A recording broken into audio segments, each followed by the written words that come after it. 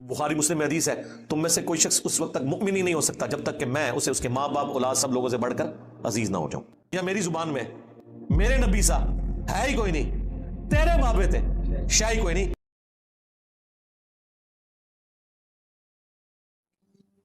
اللہ کو آپ نے جان نہیں دینی، اللہ سے ڈر جائیں. اس قسم کے جھوٹے الزامات اس شخص کے اوپر جس نے یو این او کے اندر بہترین تقریر کی، لا الہ الا اللہ کا نعرہ بلند کیا، اس شخص کے اوپر جس نے اسلامو فوبیا کے خلاف پوری دنیا کے اندر اتنی طاقتور آواز اٹھائی کہ کبھی کسی مسلمان حکمران نے نہیں اٹھائی، اور اس کا رزلٹ یہ نکلا کہ 15 مارچ ہر سال جو ہے اسلامو فوبیا کے حوالے سے ایک دن قرار دے دیا گیا. اس شخص کے اوپر جس نے 8 سے 10 سال پہلے انڈیا میں ایک کانفرنس میں شریک ہونے سے صرف اس لیے انکار کر دیا کہ وہاں پہ سلمان رشدی آیا ہوا ہے اور وہ گستاخ رسول ہے، میں ایسے فورم سے خطاب نہیں کروں گا. اب اس شخص کو بھی اپنے عشق رسول کا سرٹیفکیٹ ان جاہل مولویوں سے لینا پڑے گا، ان جاہل پولیٹیشین سے لینا پڑے گا، ان جاہل ان پٹھوں سے لینا پڑے گا جو چند اداروں کے اعلی کار بنے ہوئے ہیں. شرم کریں، آپ پہ بھی کل کو برا وقت آ سکتا ہے. اور یہ جملے اس شخص کے ہیں جو سب سے بڑا کرٹک ہے عمران خان صاحب کا. ان کے بیانیے کو سپورٹ کرتا ہے، لیکن جو وہ ریڈ لائن اداروں کے حوالے سے کراس کرتے ہیں اسے ہمیشہ کنڈیم کرتا ہے. بلکہ ان کا جو اب بیانیہ ہے، ہمارا تو اس وقت بیانیہ تھا جب وہ خود اداروں کی گود میں بیٹھے ہوئے تھے. میں اس وقت بھی کہتا تھا آپ اعلی کار نہ بنے، کل کو یہ آپ کے گھاٹے فٹ ہوں گے. تو اگر ایسا شخص یہ بات کر رہا ہے تو خدا کے لیے اللہ سے ڈرے. ایسے مسلمان کے اوپر، ایسے مسلمانوں کے لیڈر کے اوپر آپ اس طریقے سے الزامات لگا کے ان کی لائف کو ونریبل کرنا چاہ رہے ہیں. تو اس کانٹیکسٹ میں عمران خان صاحب نے کوئی غلط بات نہیں کی. آپ کو پتا ہے کہ میں کتنا سخت کرٹک ہوں ان کا، اچھی باتوں میں سپورٹ بھی کرتا ہوں، لیکن اس کے باوجود میں کہوں گا کہ یہ کوئی بات نہیں تھی کہ آپ ان کے خلاف ٹرینڈ چلانے شروع کر دیں اپنے پولیٹیکل گینز کی خاطر، صرف اس وجہ سے کہ اس وقت آپ کو کوئی مذہبی کارڈ چاہیے کہ آپ ایک پاپولر لیڈر کو اس طریقے سے عوام کے ہتھے چڑھا دیں کہ وہ کوئی ایکٹیویٹی پرفارم کرتے ہیں. اس حوالے سے ہمارا تو بالکل کلیئر کٹ سٹانس ہے. باقی عمران خان صاحب نے جو بیانیہ اس وقت اپنایا ہے، جس میں اب وہ اللہ کا شکر ہے کہ تھوڑا بہت بیک فٹ پہ گئے ہیں، انہوں نے شہباز گل صاحب کی جو سٹیٹمنٹ ہے اس سے انہوں نے خود ایکسیپٹ کر لیا ہے کہ ایک ریڈ لائن کو کراس کیا گیا، اور وہ ریڈ لائن کوئی فوج کے حوالے سے نہیں ہے، پاکستان کے آئین کے حوالے سے ہے. اس طرح آپ کبھی بھی کسی ادارے کے سب آرڈینیٹ کو ابھار نہیں سکتے کہ اپنے سینئرز کی آپ جو ہے وہ نافرمانی کرنا شروع کر دو، الا یہ کہ آئین کے خلاف ہو تو اس کے لیے پھر عدالتیں موجود ہیں. یا زیادہ سے زیادہ اگر آپ یہ سمجھتے ہیں کہ یہ ظلم پہ مبنی کوئی حکم میرا بڑا دے رہا ہے تو آپ ٹھیک ہے اپنی جاب چھوڑ دیں، یہ آپ کا رائٹ ہے. ہمارے پاس بھی کئی لوگ آتے ہیں کہ جی بعض اوقات اس طرح کی ایکٹیویٹی ہوتی ہے، ہم کہتے ہیں ٹھیک ہے یار اگر آپ سمجھتے ہیں تو ہم تو اکاؤنٹیبل ہیں اللہ کو، تو آپ اس ایکٹیویٹی سے الگ ہو جائیں.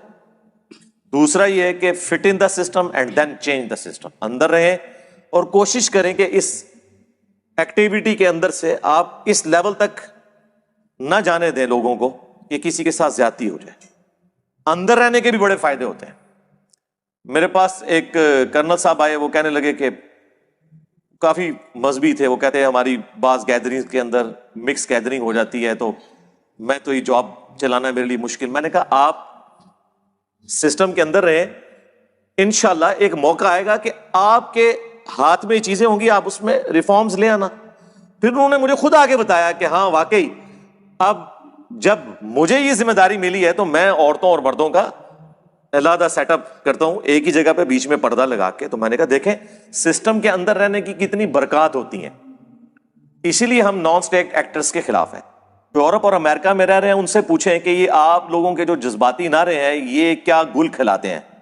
آپ تو صرف ان کے ریمیٹنس کے اوپر ملک چلا رہے ہیں نا، اور یہاں بیٹھ کے آپ لوگ چکن کڑھائیاں کھا رہے ہیں ان کے ڈالرز اور پاؤنڈز کے اوپر.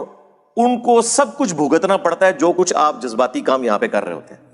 اس کانٹیکسٹ پہ عمران خان صاحب نے جو کچھ بات کی، وہاں کے رہنے والے ہر پاکستانی، ہر مسلمان کا یہی نظریہ ہوگا کہ یار اس میں تو کوئی شک نہیں ہے کہ اسلام میں فساد فی الارض کی سزا قتل ہے.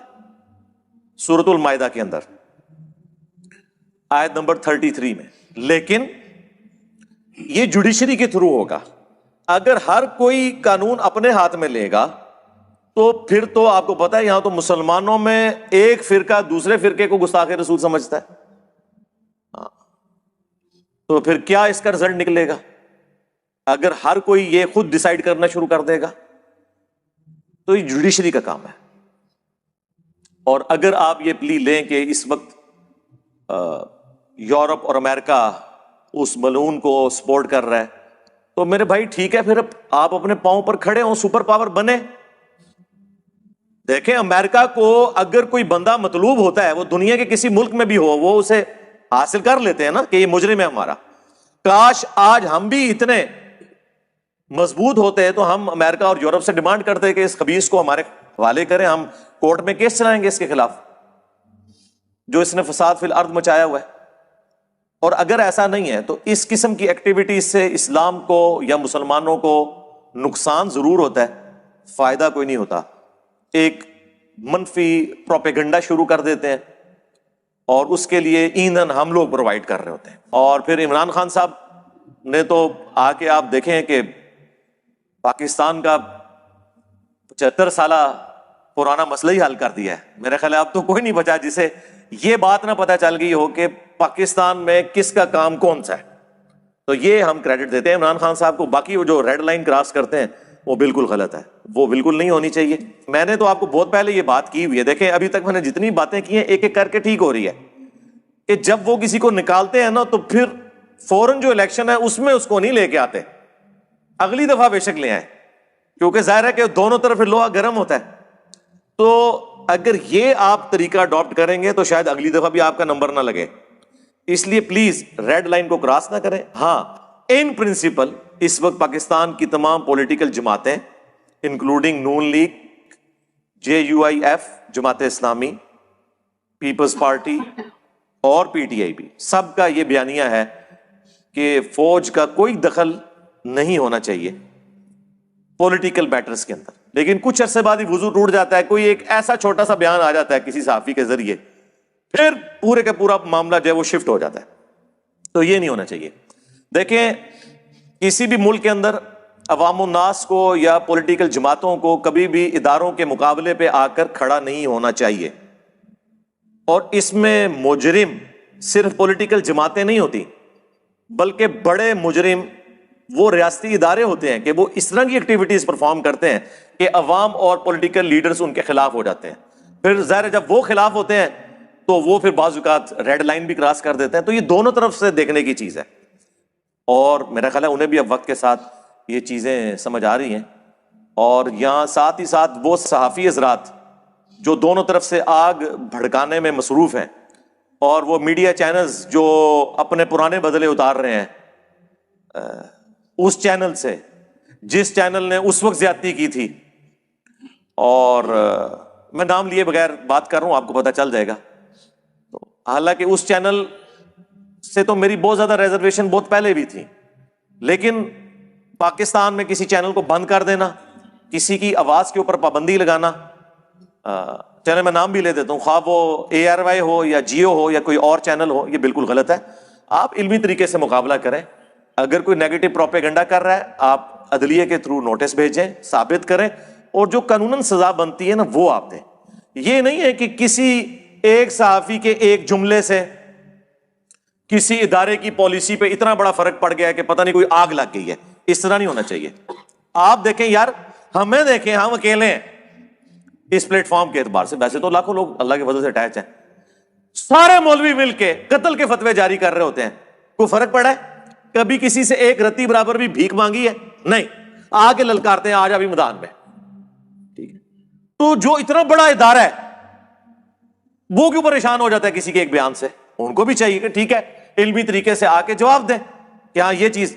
ہاں پریشانی اس وقت ہوتی ہے جب آپ کوئی غلط کام کر رہے ہوتے ہیں جسے آپ ڈیفینڈ نہیں کر سکتے.